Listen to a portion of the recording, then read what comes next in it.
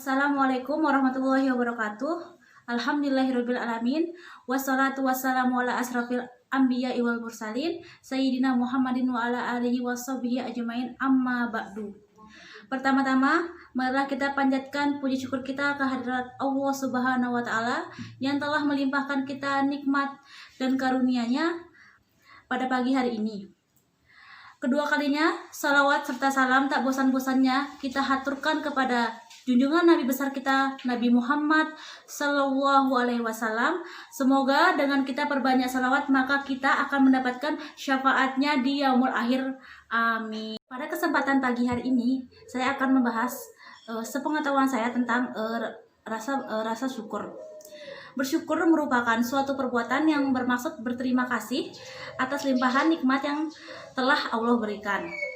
Maka jika kita diberi suatu nikmat, tidak memandang nikmat itu kecil maupun besar, karena orang yang bersyukur, niscaya Allah akan tambah nikmat itu.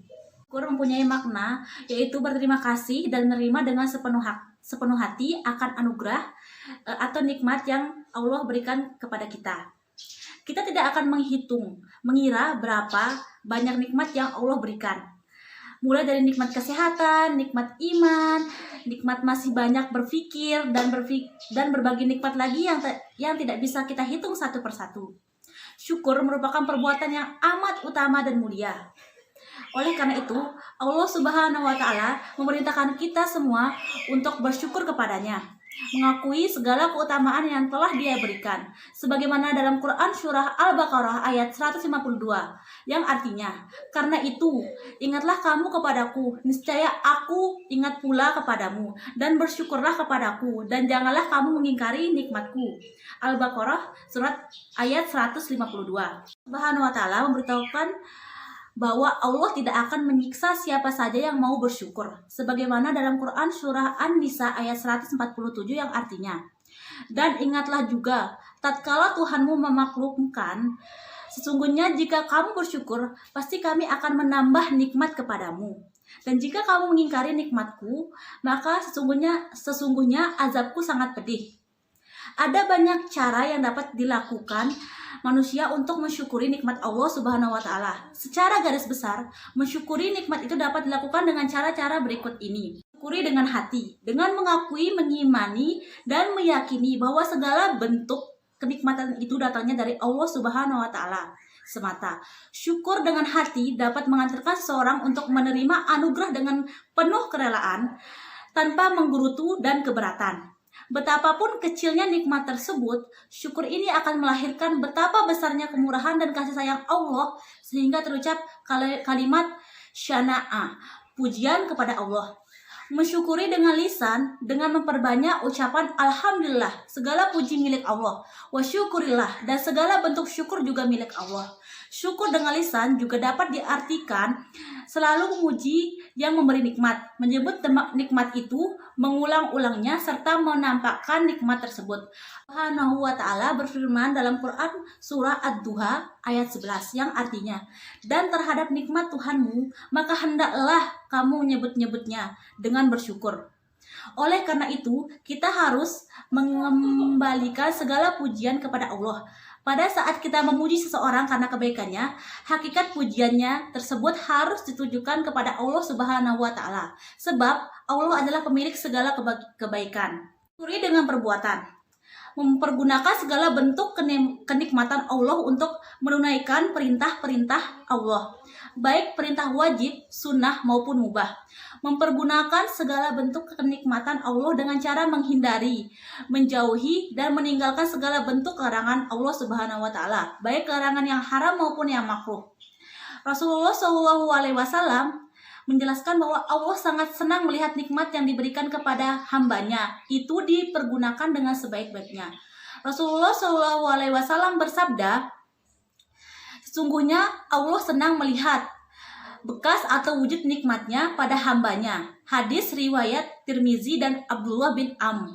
Dari hadis di atas adalah bahwa Allah menyukai hamba yang menampakkan dan mengakui segala nikmat yang dianugerahkan kepadanya. Misalnya, orang yang kaya hendaknya menampakkan hartanya untuk zakat, sedekah, dan sejenisnya. Orang yang berilmu menampakkan ilmunya dengan mengajarkan kepada sesama manusia, memberi nasihat.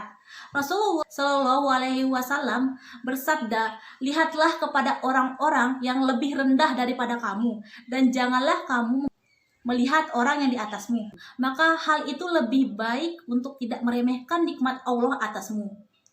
Dalam hadis tersebut dijelaskan, Nabi Muhammad menyuruh kaum muslimin agar memandang orang-orang yang berada di bawah mereka, baik mengenai bentuk dan rupa tubuhnya, kesehatan dan kesejahteraannya, harta dan kekayaannya maupun yang lain-lainnya. Dengan cara demikian, mereka akan merasa beruntung dan lebih baik keadaan mereka dibandingkan dengan yang di bawah standar nasib mereka. Nabi Shallallahu Alaihi Wasallam melarang kaum muslimin memandang orang yang di atas mereka, sebab dapat menimbulkan rasa kecil hati dan rendah diri, dan bahkan bukan mustahil dapat menimbulkan rasa kecewa, menyesal diri, dan mungkin timbul persangkaan yang buruk kepada Allah Subhanahu wa Ta'ala, bahwa Dia tidak memperhatikan keadaan dirinya atau pilih kasih dalam pemberian nikmat.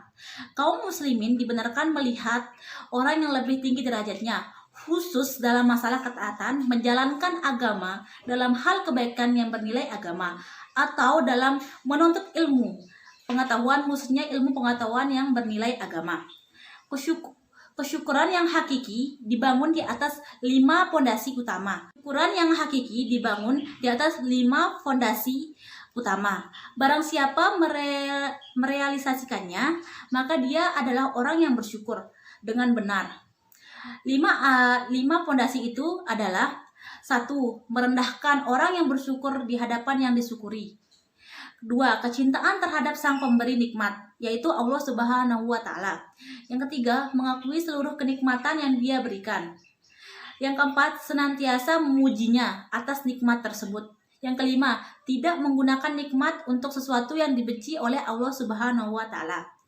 Maka dengan demikian, syukur adalah merupakan bentuk pengakuan atas nikmat Allah dengan penuh sikap kerendahan serta menyadarkan nikmat tersebut kepadanya, memujinya dan menyebut-nyebut nikmat itu.